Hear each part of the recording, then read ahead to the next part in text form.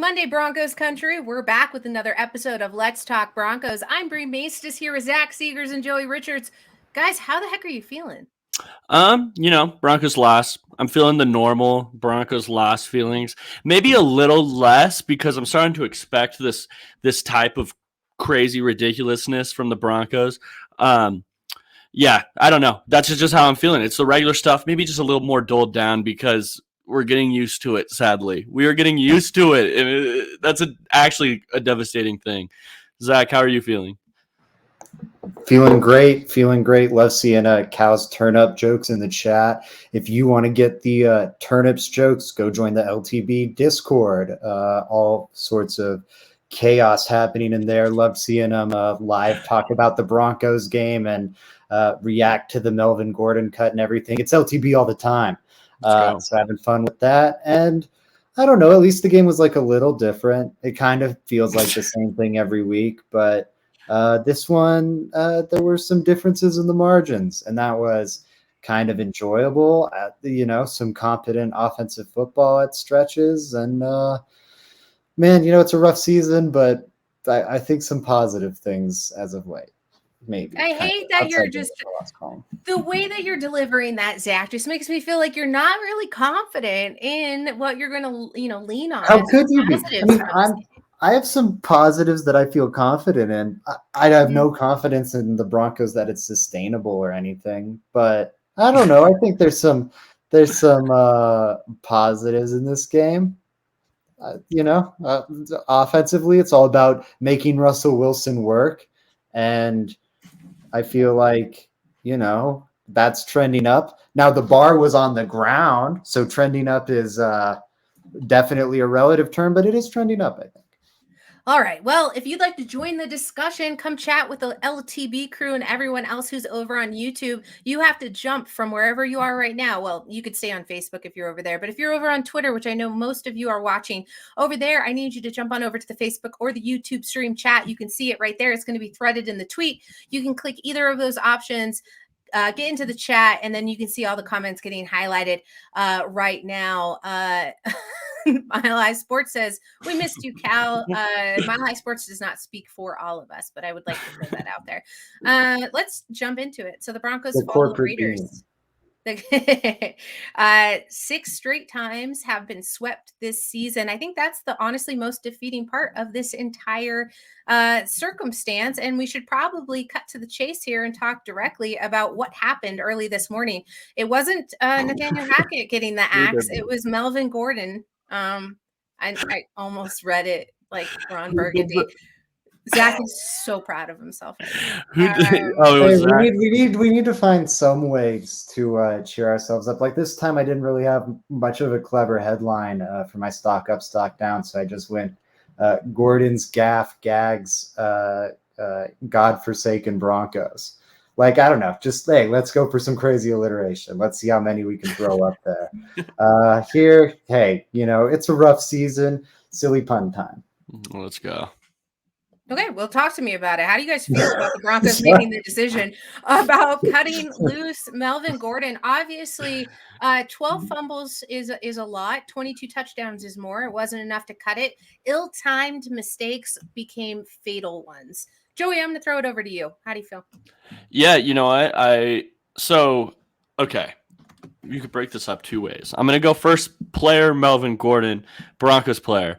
If I'm talking about specifically Melvin Gordon, like it was bound to happen at some point. I mean, maybe not bound to happen at some point. I thought there would be some sort of benching or something before there was a little one, but it sounded like Hackett just kind of gave in to him the next game, and he was like the lead back the game after his benching. But I blame the Broncos organization more than I blame Melvin Gordon, if I'm honest with everybody here. Melvin Gordon kind of showed you what was going on throughout this entire season. He had fumbling issues. We didn't know this just right now. This was something that was an issue in years past, less of an issue. But once it started to really pick up this year, like the fact that the Broncos continue to play him, continue to put him out there, that's on the Broncos. It's not as much on Melvin Gordon. Melvin Gordon showed you what the issue was. It was up to the Broncos to go out and fix it, and they just didn't fix it. It's interesting that now it's just all of a sudden he's cut after it kind of honestly feels a little scapegoaty, if I'm being honest with everybody. It like just because it didn't feel like there was any repercussions throughout the season. It felt like there was none. He kept fumbling and kept fumbling. And what did the Broncos keep doing? Handing him the ball and handing him the ball and handling the ball. So now that he's cut, it really feels like to me, and I'm going to be honest, like the Broncos had to figure out a way to like get the fans back on their side a little bit. That's what it feels like. And I think so. It was so deserved. Like it was so deserved. Like where were the repercussions any time else though? There was like none. He got benched once, worked his way right back into it. It was just the final straw. I agree they don't deserve a ton of credit for doing it like 3 games too late and after it cost them a second game.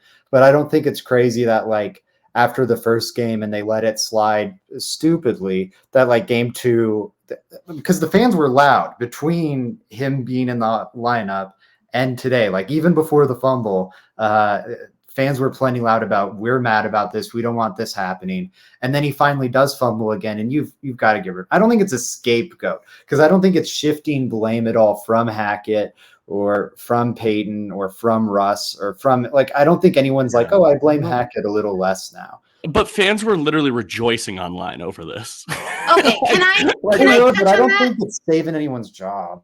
I need to talk about that because that really aggravated me today. Samuel Castro says, does it really make a difference at this point on getting rid of Gordon? I can go either way on this. I felt like it was a scapegoat move. I felt like they needed to after this. Let me just go with what I'm going to say, and then you can tell me why I'm wrong. But I honestly think that by making this decision, you're not fixing anything because now you have a depleted running back room without the most pro veteran out on the team, and you're not going to change any of the results of the games. Like, yes, I do understand this was impactful. Melvin Gordon was becoming a liability, but just to cut him loose to appease a couple of fans, and the vitriol online was absolutely ridiculous today. Doing victory laps because a man lost his job makes me ill. And I would just like to throw that out there. Tagging players and calling it the greatest move on earth really upset me today. So I would just like to throw that out there because I feel like I have to have that conversation. Can I so I think I have a little bit of a different perspective. So I think Bree has a perspective on it. I have a little bit of a different perspective where, hey, I'm not even saying it's the wrong move. I'm not saying it's the wrong move.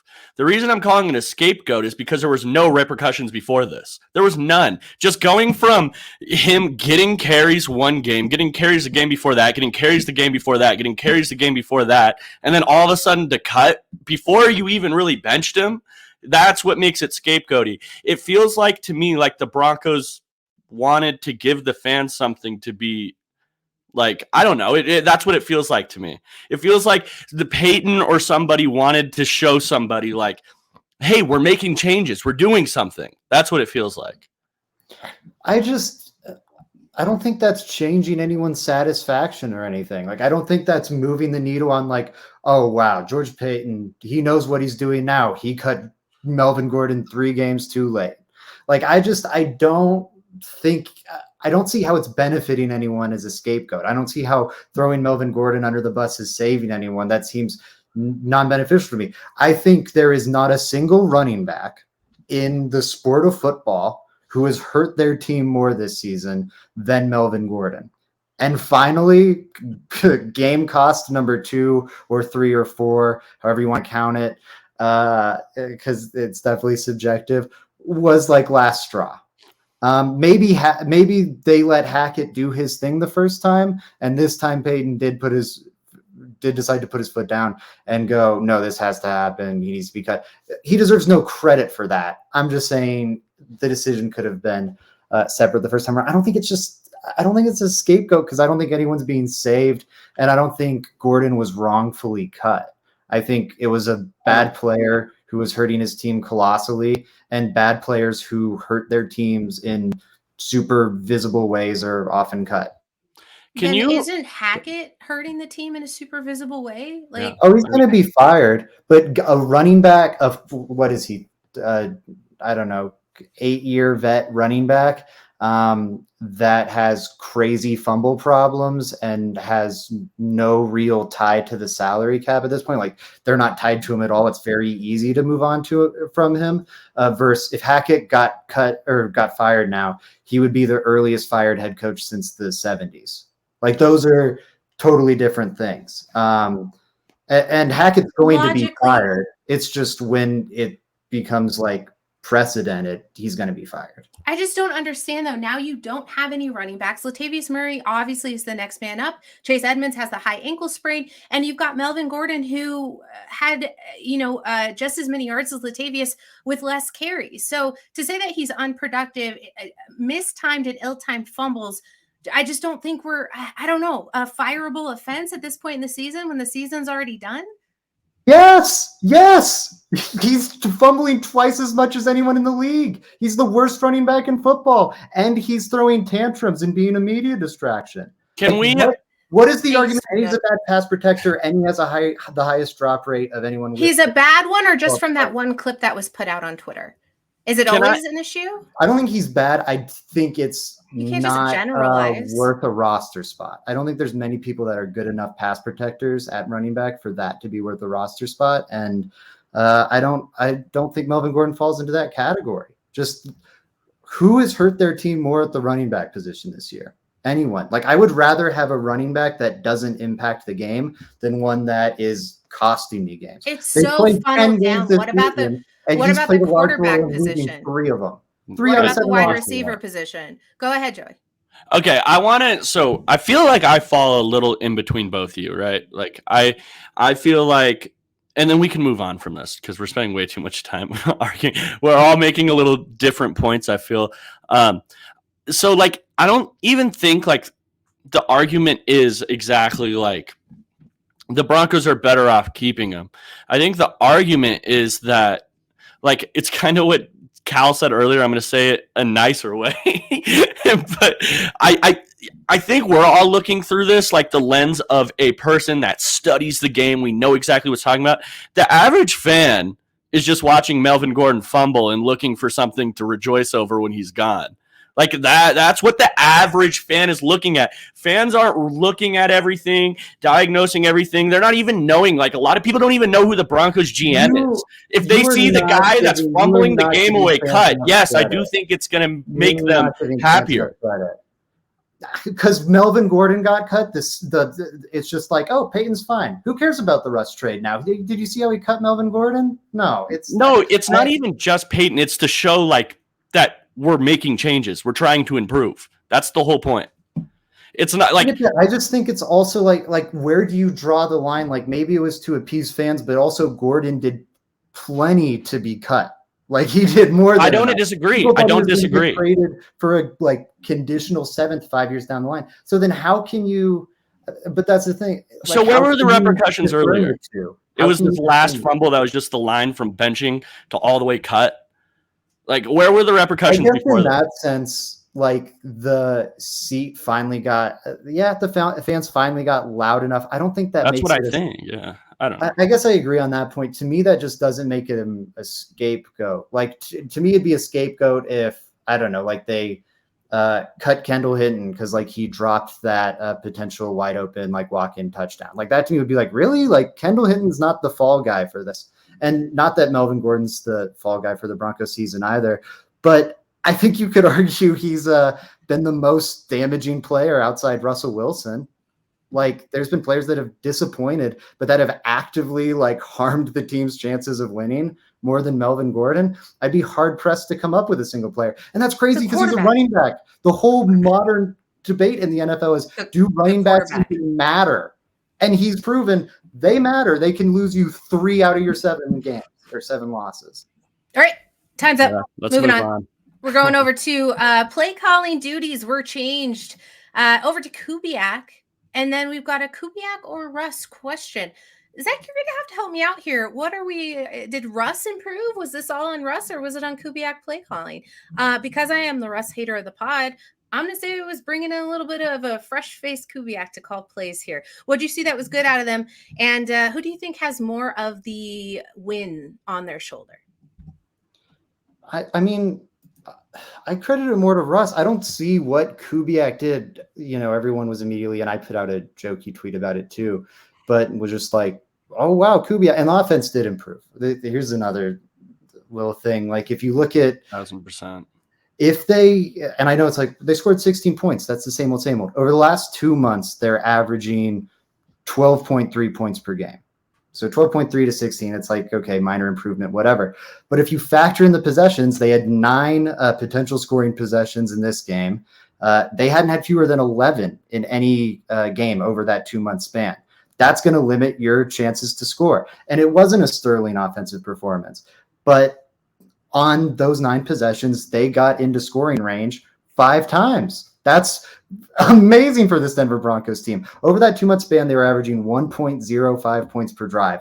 In this game, it was 1.78. That's a massive improvement. And that's with them driving all the way down to the 1-yard line and getting 0 points for it.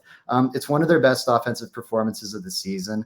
I don't think Russ's stat line is amazing. I don't think it was an amazing game, but I think it was like fine to good quarterbacking. And I don't think the Broncos have gotten fine to good 4 quarters of fine to good quarterbacking out of Russ all season.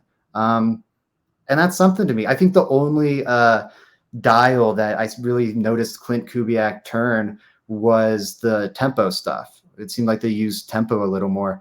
But otherwise, I don't know what I'd credit Kubiak with.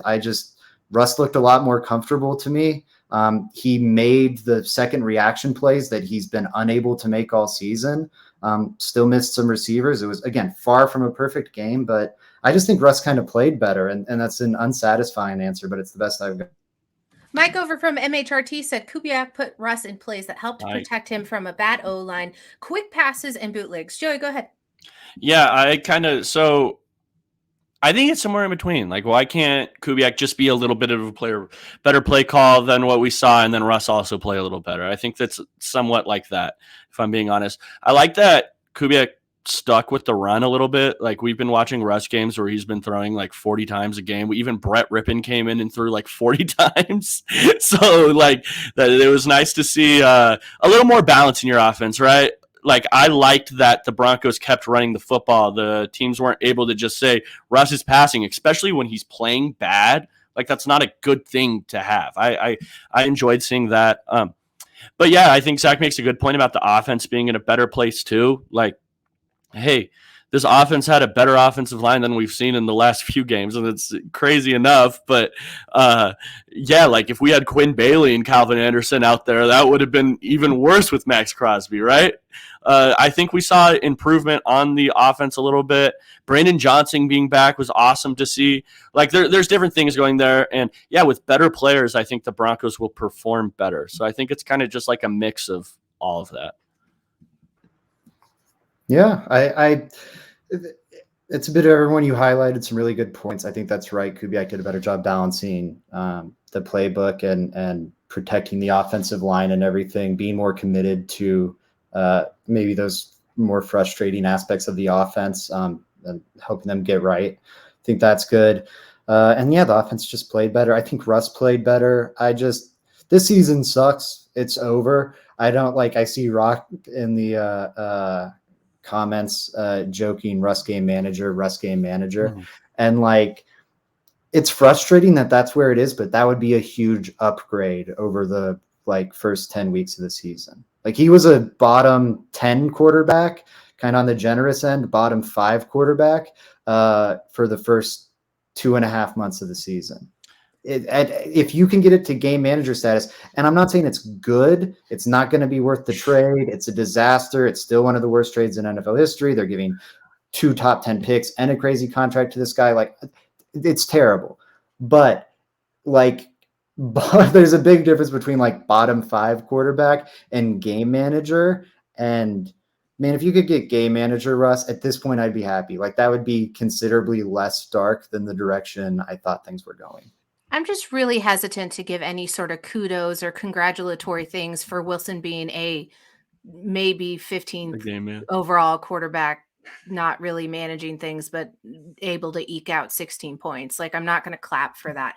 Glenn Hauser says, oddly enough, both Russ and Hackett seem more even killed, relaxed than any games before. I have to point out to this because it seems really funny to me that obviously without Hackett calling plays, there was a camera on him at all times. Joey, you probably had the best vision of this because I was at the game.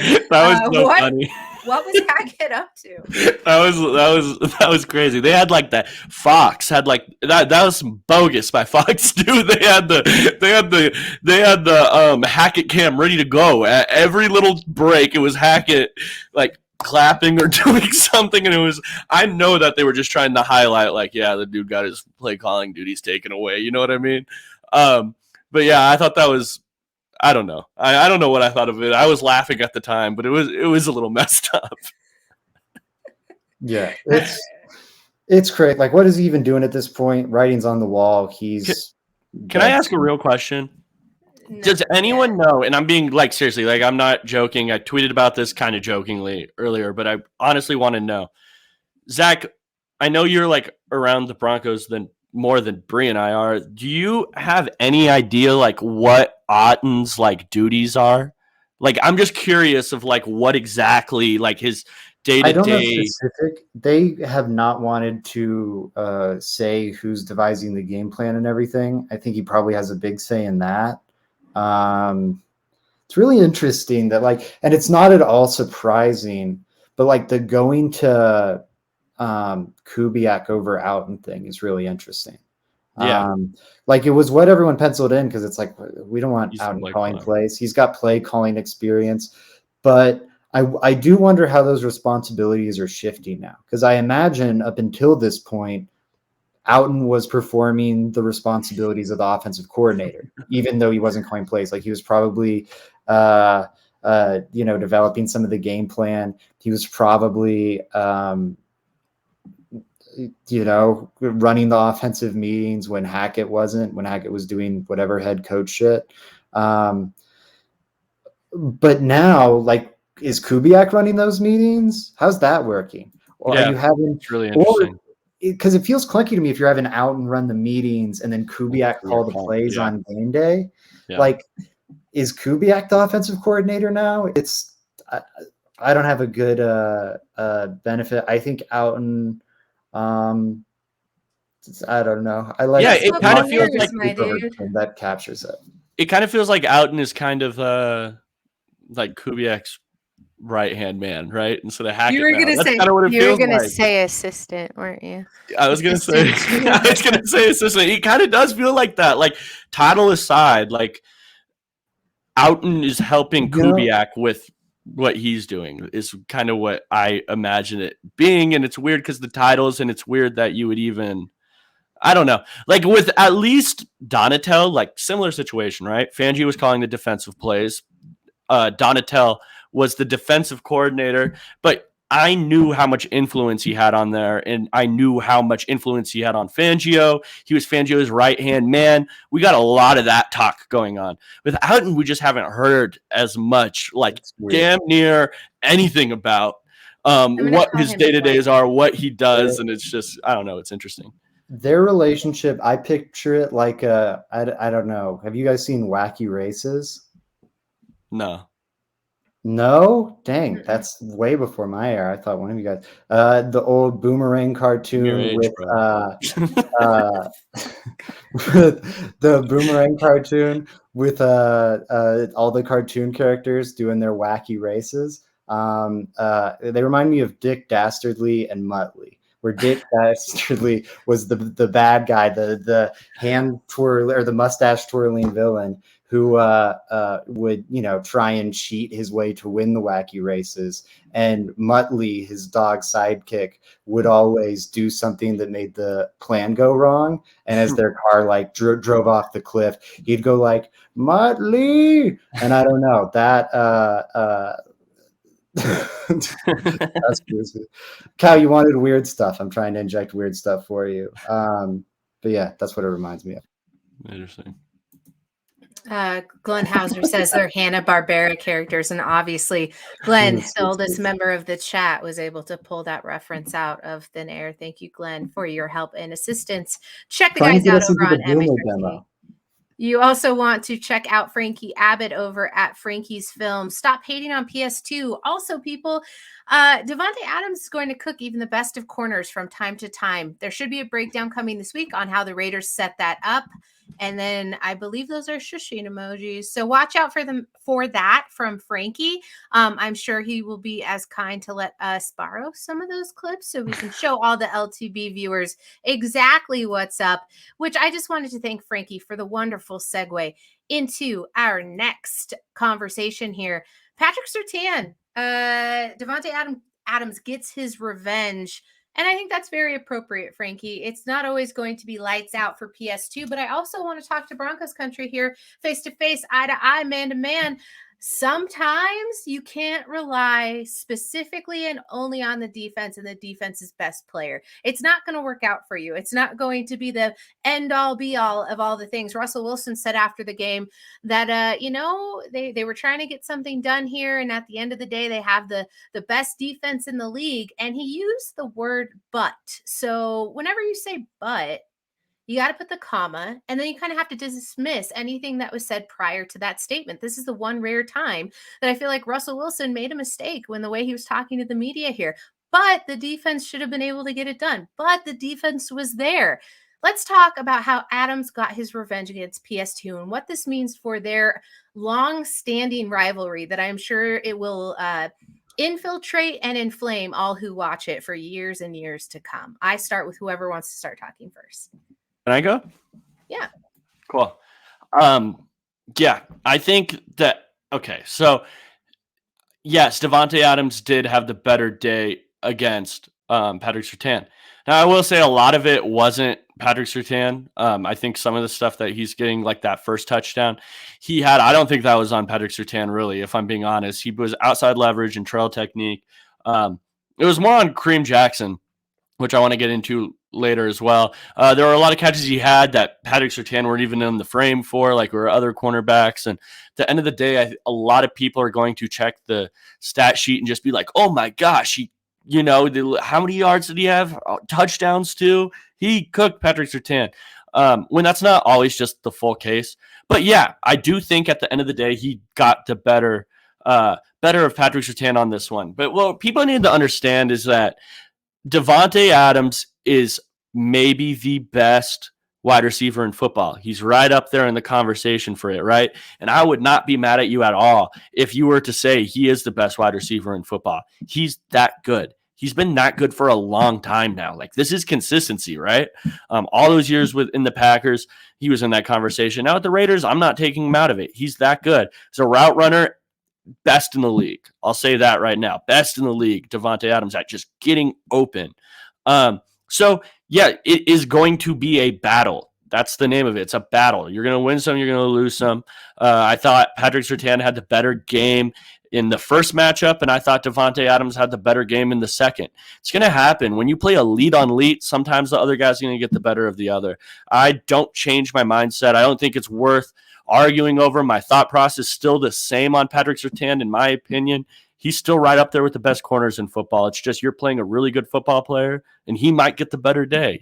That's how it works. Yeah, I fully agree. Like, it's I don't know. Like, normally, like a well-reasoned, rational, like middle take is kind of normally right, as is the case with football, at least. I just think, I don't know. He's still a great player. I think that's pretty obvious. I still think he's the best cornerback in football. I think it was an atrocious game. It's the first really, really bad Patrick Surtain game I've seen. I think it was a pretty dang bad Patrick Surtain game, though, and that's fine. He didn't get enough help from the safeties, but players can have bad performances. Aaron Rodgers, in the middle of his back-to-back MVP streak, opening up the 2021 season, had that awful game against the Saints where he completed 50% of his passes, threw 2 interceptions, and they lose 38-3. Like, did he still wins MVP? I don't know. The sun shines on a dog's ass every once in a while. But that's the thing about it. Devontae Adams isn't a dog's ass. He's a Hall of Famer. Sometimes you're going to lose to Hall of Famers. Sometimes Hall of Famers play all pros, and someone's going to lose that matchup. And in the first one, I think Adams lost that matchup. I think it was a tougher battle. I think he put up a better fight. And this one, Surtain kind of got slaughtered. Adams got targeted 6 times with Surtain in coverage, made 5 receptions for over 100 yards, 20 yards per reception. And the one incompletion was a drop. So toasted him, totally toasted him. And then had a 21-yard reception on, or Keelan Cole had a 21-yard reception on Surtain as well. So bad game. That's all right. Let's not try and deny it and act like, it wasn't a bad game. K-Jack and the safeties totally deserve blame too. They're not expunged, but it was a bad game, and that's fine. And Surtain's still a really, really good player, and that's fine. Yeah.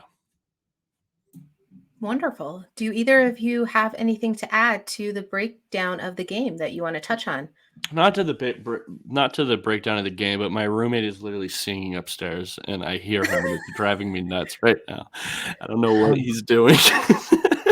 The K-Jack thing, I know Joey said he wanted something to say on that, and we do have some comments on it. I thought that's becoming a problem. Like, now that the season's over, maybe you look at PJ Locke and see how big of a long-term need safety is, with Caden Stearns' health being a relative concern. I don't know. It's just the Kareem Jackson thing is also rough. It's kind of like the Melvin Gordon thing, where he's just not the same guy anymore, and the Broncos are probably putting a little too much on his plate, and K-Jack is maybe over confident in his own abilities, and yeah, it's rough. Also saw the quick comment, hate losing to the Raiders. Totally get that. This is the longest streak since 92-94. They've lost 6 straight. If they lose another one, it'll go back even further. Yeah. I had to remove myself for a second because I was getting emotional, so don't mind me doing the professional thing and taking myself off screen. Feels like a Brie attack day, and that's okay. I'm all right with it. You understand. K-Jack cannot be responsible for everything as he's flying across the field. Although there are injuries to both sides of the ball, it's especially important when it fits the narrative when we use that. Can I give some K-Jack love real quick? Thank you. Even if it's not just this year. Kareem Jackson is maybe the best tackling DB I've ever seen. I don't say that lightly. Damari Mathis is making a push. Not on Kareem Jackson. Not vintage Kareem Jackson. I agree. With it too strong. Kareem Jackson, is even back to his Houston days, and he's playing corner. We're talking about one of the best tackling DBs I've seen, sound tackling DBs I've seen in a really long time. He's up there with anybody if you're just looking at that one attribute. And it's crazy because he's not a big guy. You would think he's huge the way he plays, but it's just not. He's a smaller guy, and he's awesome. He's an awesome tackler. Now, is he getting up there in age? Sure. I think that's something we all have to acknowledge. You don't have to take away from what he did in the past to say that, because Kareem Jackson, his tenure as a Bronco has been terrific. I thought a lot of years he was the most underrated Bronco on the team. Thank you, Joey. I think that is also something that I miss because I just don't think people take it into consideration. The league is a lot of what have you done for me lately? And obviously, if he's blowing coverages and slowing down to where it's harmful to the team's impact, I can understand why Broncos country would be disappointed. But if he's not a leader on the team and a team captain and all of those fantastic things, I don't want to ever overshadow that. And that's just because sometimes players have a way of working themselves into my heart.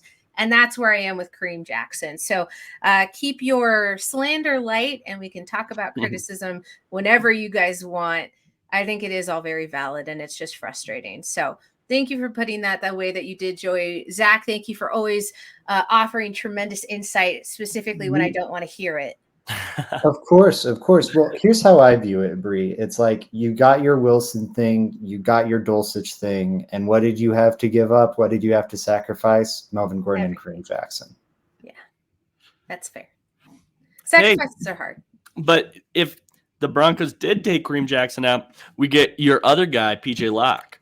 Friend of the show, LTB. PJ Locke. I do enjoy the heck out of some PJ Locke, and I don't want to discount what Zach was saying about Damari Mathis, because holy shit. How long has it been? I was being tongue in cheek.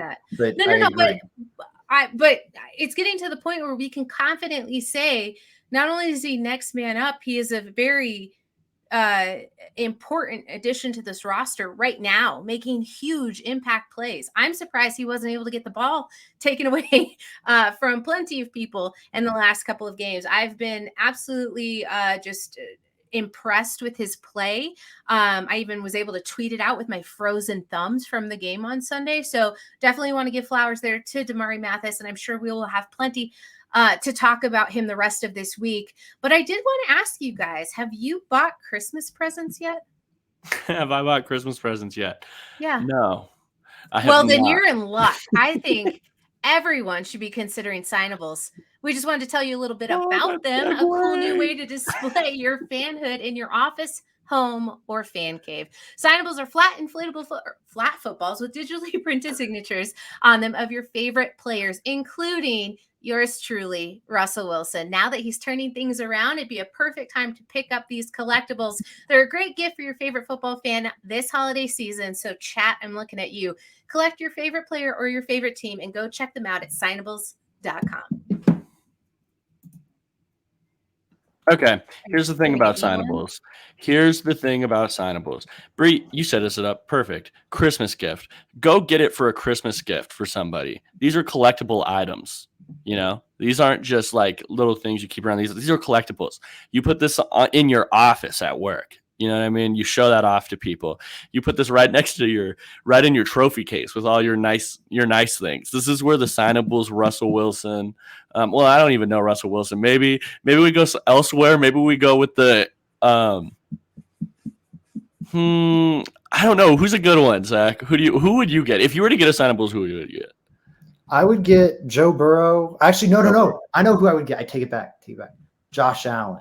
I am living in my alternate fantasy reality world where the Denver Broncos still have their 2018 first round pick. And they spent it on the quarterback. And against all the odds, it still worked. And that's why I would get a Josh Allen one. Josh Allen wasn't out when I got my beautiful Aaron Rodgers thing. And that's what I'm here for. Just we're playing revisionist history with this Russ thing. I like writing an article or being on the show, and I look up in my little viewfinder and it's like, hey, man, what if Aaron Rodgers was the Broncos quarterback instead?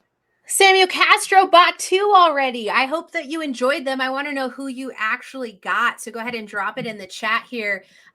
Frankie wants signables to know that they want Justin Fields. Is that am I being pranked? Everyone wants a Justin Fields signable. I think they're waiting to drop the Justin Fields signable because they're worried about stampedes and whatnot and Black Friday and everything and the injury that is day-to-day plus possibly season ending. I'm gonna be the one to play the other side and say we need a Surtain signables.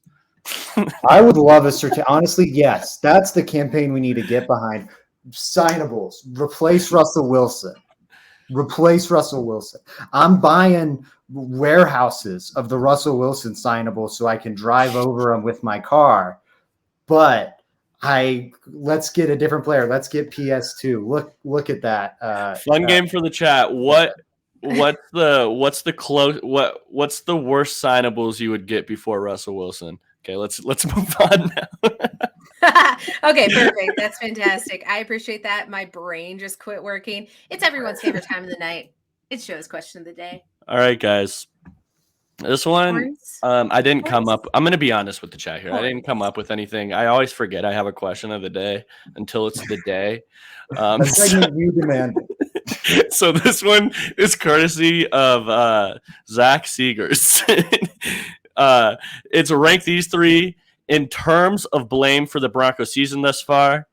Hackett, George Paton, Russ. Go. I'll go first, Bree, if you want me to jump on this grenade.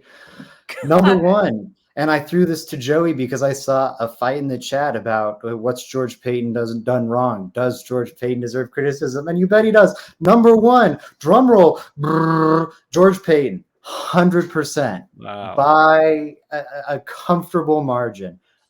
Traded for Russell Wilson, gave him the contract that is removing all hope for the upcoming season, and hired Nathaniel Hackett seemingly just to lure Russell Wilson in. and or just lure Aaron Rodgers in, and then Aaron Rodgers stays, and you're stuck with this funky marriage. I think the Solak piece on that being a total disaster is great. And that was written like 5 weeks ago. There's a reason Broncos fans want this guy fired so bad, to be the earliest fired head coach in like almost 50 years of NFL football. It's well deserved. Peyton managed that disaster. You can say, oh, well, Hackett wasn't really his guy and he was talked into it. The final decision was still his. If he got talked into it, that's still on him. Russ thing's a disaster. And then what have we been talking about on the show the last 2 weeks? Look at how talent poor this offense is. Peyton's responsible for maintaining the talent of the roster. Yeah. I agree with your ranking, and I'm mad about it. And then Russ and then Hackett. I'm gonna have to play contrarian. Oh wait, you went Russ then Hackett. So you went Peyton, Russ, Hackett. Yeah. Peyton most to blame, Russ second most to blame, Hackett third most to blame. Yeah. Only because, and I want to switch Russ, but I don't think it's fair because listen, Nathaniel Hackett is in a uncomfortable position without the tools to really sink or swim. He's sort of just idling and biding his time in what's the place between heaven and hell? Purgatory? He's in purgatory. And I don't think it's really necessarily his fault. He was given the job. Yeah, Peyton first. Wow. Okay. And then I'm having a hard time ranking. I really don't know how to. You don't know how to do it. They're close. They're close. Yeah, I think that they're like so I'm going to play contrarian here. And I'm not even just playing this. This is how the way I would rank it. I would rank it Russ, Hackett, Peyton. That would be the way I would do it. Or no, I think I would go Russ, Peyton, Hackett. That's the way I would do it. Russ, Peyton, Hackett. I can't get over the fact that like everybody wanted Russell Wilson. Like, so it's hard for me to do that. Like, he took a dramatic, steep drop off. How is anyone supposed to predict this? I would have made the trade as well. And I think like a lot of people would have made the trade as well. Other than Bree. Bree was like the one that didn't want the Russ trade. So I would rank it that way. And then I would go Peyton because he hired Hackett. Hackett didn't hire himself. And there were people that didn't like the Hackett move. I wasn't like ecstatic about it. I wasn't. I was more of a Fangio guy, if chat didn't know. And then, so that's the way I would do it, just because Hackett didn't hire himself. I think that's totally fair. I think you've got to put Peyton ahead of Hackett for that reason. I'll petition for why we should still hold Peyton responsible, even if we would have made that trade, because I would have made that trade. But guess what? I was wrong. I was wrong and stupid. My job just wasn't on the line for it. Peyton's was. To me, okay, Jerry Jones wanted Johnny Manziel in that one draft, and then he wanted Paxton Lynch in a different draft. But you know what? He didn't draft those guys. Instead, he drafted Zach Martin and he drafted Dak Prescott. And so, you know what? He gets credit for landing Zach Martin and Dak Prescott, and he doesn't get the criticism for drafting Johnny Manziel and Paxton Lynch. The Browns get that blame, and John Elway got that blame. That's how it works. A lot of people would have drafted Ryan Leaf. It still would have been a bad draft pick. It still goes on your resume. Russ had shown signs of decline each of the last 2 seasons. And right now you look at it, let's take Russ out of it. Look at every 32 or up-year-old quarterback. Russ is 33. There's none of them you would trade 2 top 9 picks for. This is a disaster. It's one of the worst NFL or one of the worst trades in NFL history. And Peyton's the one who makes the trades. That's on his doorstep. I have a hard time with this because it's just like, so let's say they trade for who's the best younger quarterback you could think. I don't know. Like if they traded for Joe Burrow today and he ended up coming down here and sucked, would you like have that same energy? Like Peyton's the word? Listen, I also was advocating somewhere down the line that I thought Matt Ryan would be the other quarterback. So listen, I'm not right Ryan's in playing saying I better wouldn't than Russ right now by a good margin. I know. but I just there weren't many options, and my option was not the popular one, but it was the cheaper one. Mundungus says the Russ extension definitely deserves blame, but it's way too early to say the Russ trade was bad. Have you seen these games? No, that Have you horse seen these is games? that horse. Forget being in the barn. That horse has been like in the barn. It had a 20-year long racing career, and then it had a nice burial, and then they had the funeral, and then it's like 10 years after that, and the gravestone is getting moss on it. Like that's so in the past. That's a bad trade. Put it in concrete. I'm sorry. Ty wants 2 years. Apparently, if you want to, it's crazy. Like, use your eyes. I'm sorry. Like, if we want to cling to like the hope of Russell Wilson turning it around, it's fine. But a quarterback hasn't shown this level of regression. And then, like, do you know how good Russ would have to be worth 2 top 10 draft picks? The Broncos could have a rookie or a cost-controlled rookie quarterback that's likely better than Russell Wilson for the next 5 years. And instead, they have this albatross stuck around their neck. This is an anchor. Russ on that contract is a competitive disadvantage. Like, it's been 10 games. Look at what he's doing. This is not a sample size of a rookie. This is not. Yeah. It's been 10 games. He's not a rookie. He didn't just get drafted. And everything that's been said about Russ this year goes back like to 3 years ago in Seattle. Like, these have been complaints Seahawks fans have been making a long time. It's crazy that it's like it's common. He's a bad quarterback. What do you want? Like, he can't find an open receiver, or he can't hit the ball outside the barn. He's I'm like, not it's gonna a bad trade. Broncos country, stay strong. Have hope. Don't let Let's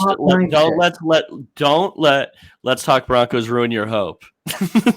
Although I agree with both of you. 2 top 9 picks, the 40th overall pick, like the 37th overall pick in this upcoming year's draft, and that insane contract. It's a bad trade. Russell Wilson would have to be playing at like Mahomes levels the rest of the way for this contract for it to be a good trade. And I think, frankly, like, you're losing the plot a little bit if you think he can reach Mahomes levels. Like, it can become like not the worst trade in NFL history. I think that's a possibility. That would be nice if it like isn't in the Herschel Walker trade conversation, because it's trending that way. But it's a bad trade. Like, no one in their right mind would go back in time and remake that trade again. It is a nightmare. All right. Now that everyone watching is thoroughly depressed, I'm not sorry, but this is our job. This is the thing. I can't sugarcoat it, because our job is to take what we see, break it down, analyze it, provide it to Broncos country. And if you don't agree, let us know. I'll highlight your comments. We'll talk about it and we'll discuss it. But just because it makes you it makes me uncomfortable. Some of the things I see, I'm like, I don't really think we got to have a discussion about it. That's why it's Let's Talk Broncos. Let us, as a whole, as a community, talk about this. Some of us may not agree. Zach and I fight all the time. Joey and I fight all the time. And then we come to some sort of a respectful balance of, you know what? You have your opinion. I have mine. It's been a tremendous show. We're all still a little emotionally elevated, and we'll take it out more on each other on Tuesday. Guys, where can people find your stuff? I want to say, sorry, Joey always goes first. I love Mundungus. I hope he knows this is all football talk. I'm just, hey, we're doing a show. I'm going to be strong on my takes. That's what we're here for. Broncos country, I think there's still things to be optimistic about. Russ wouldn't be one for me personally. I'm sorry, everybody. Joey, take it away. Tell everyone where they can find your amazing content and what you've got coming down the pipe. Okay, everybody. Follow me at JR Drafts on Twitter. Make sure you're following the Let's Talk Broncos Facebook. Make sure you're following the Let's Talk Broncos Instagram. Make sure you're in the Let's Talk Broncos Discord as we talk ball. And then make sure you're checking out my work at Mile High Sports. I have an interior offensive line piece coming out for like draft related. Make sure you're checking that out. And then Frankie and I's podcast. I mean, yeah, it's going to be coming out Thanksgiving night. So make sure you're listening to that. Or it'll be right after you guys are all stuffed and full from your dinner. Frankie and I will be bringing you draft content, offensive tackles. So make sure you're there for that. And then that's all I have. Where can they find your guys' awesome work? Zach_Seegers on Twitter, milehighsports.com for all my writing. Thought I had another good stock up, stock down. It's becoming more difficult as like every game is just a repeat of itself to like find new things to write about, but still finding them somewhere. And I was worried about writing it after the game ended. I was like, what am I going to say about this? But I'm honestly really happy with how it turned out. So go check that out if you want some of the Melvin Gordon vitriol that was making Bree unhappy today. It honestly made me cry reading it. Anyhow, that's not to say that I think Melvin Gordon should have remained on this team. I just saw a lot of the good things and wanted to not look at the red flags, which is just what I do in this thing called life. These comments have been absolutely incredible tonight. I want to thank everyone for watching and talking along with us and engaging with the conversation surrounding this team that's not so great. So I really appreciate all of you. You can find me on Twitter, Bree Maestas 303. You can also catch me on the Fan Cave. Had a tremendous episode today with Zach Seegers. You can rewatch that. We also have that posted on Twitter, or if you'd like to, you can listen to it on demand on milehighsports.com. You go to radio on demand and you can click the Fan Cave to bring up today's episode. Really appreciate you all. Did you just say turnip gang? I did say that. Chet didn't hear it. Turnip gang. Now clipped. Shout out to Wayne, shout out to Rock, shout out to Cal, Indy, Mundungus, Glenn, everybody, Frankie that was in the chat, Robert Armstrong. Shout out to everybody who's in the chat today. You guys make this like so much more fun for us. And join the Discord because it's that 24/7. Yeah, 24/7. Come chat more Broncos with us. We're over there. We always have it. Notifications are on. Frankie Abbott says subscribe, like the pod, watch the draft pod. Please be sure to do that. Tremendous content, and we'll talk to you all tomorrow.